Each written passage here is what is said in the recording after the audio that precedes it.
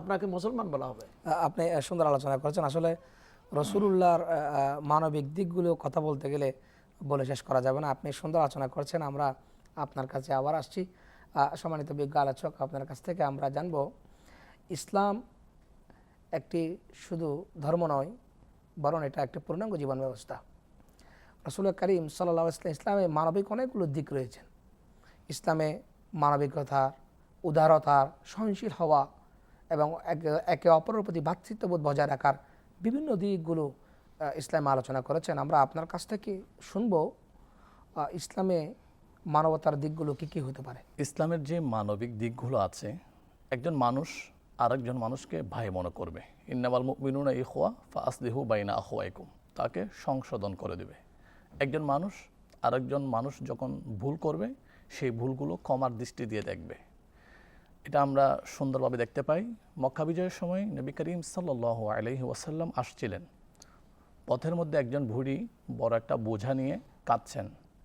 বলে, মা আপনি কাঁদছেন কেন? বলে, আমি শুনেছি আজ নাকি মুহাম্মদ তার দলবল নিয়ে মক্কাতে আসছেন, আমাদেরকে মেরে ফেলবেন। এজন্য আমি কোন রাস্তা দিয়ে পালাবো, রাস্তাটা খুঁজে পাচ্ছি না, কিংবা আমার যে বোঝা আছে এটা আমি বহন করতে সক্ষম হচ্ছি না, এজন্য আমি কাঁদছি।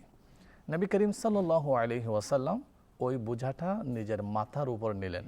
সাহাবায়ে কেরাম এগিয়ে আসতে চাইলেন, নবীজি ইশারা করলেন, তোমরা আসিও না, এটা আমাকে নিতে দাও। নবীজি মাথার উপর বহন করলেন, পাহাড়ের চূড়ায় পৌঁছে দিলেন। বুড়িমাকে বললেন, মা এখন আপনি নিরাপদ? বলে, বাবা হ্যাঁ হ্যাঁ আমি নিরাপদ। বলে, মা আমি যাই?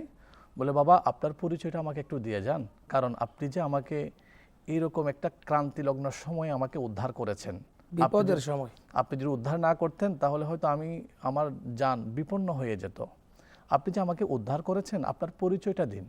তখন নবীজি বললেন, মা আপনি যেই মুহাম্মদের ভয়ে পালিয়ে বেড়াচ্ছেন, যে মুহাম্মদের ভয়ে আপনি মক্কানগরী ছেড়ে চলে যাচ্ছেন, আমি হচ্ছে সেই মুহাম্মদ রাসূলুল্লাহ সাল্লাল্লাহু আলাইহি ওয়াসাল্লাম। আল্লাহু আকবার। ওই বুড়ির মাথায় যেন আকাশ ভেঙে পড়ল। বুড়ি বললেন, বাবা আপনি সেই মুহাম্মদ রাসূলুল্লাহ?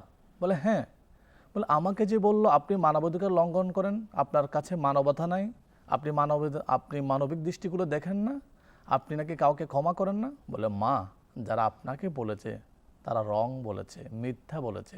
সত্য হচ্ছে ওমা আরসালনাকা ইল্লা রাহমাতাল লিল আলামিন। আমি নবী তো বলেছি, ইন্নাস সিদকা ইয়াহদি ইলাল বিররা ওয়া ইন্নাল বিররা ইয়াহদি ইলাল জান্নাহ। আমি নবী তো বলেছি ওয়াহসিনু ইন্নাল্লাহা ইউহিব্বুল মুহসিনিন। আমি নবী তো এটা সমাজে রন্ধ্রে রন্ধ্রে প্রতিষ্ঠিত করেছি। মা আমার কোনো ক্রোধ নাই আপনার উপর। তখন বুড়ি বললেন, বাবা আমি সাক্ষ্য দিচ্ছি, 1 মিনিট আগে আমার সাক্ষী ছিল পৃথিবীর সমস্ত মানুষ আপনার কাছে অনিরাপদ।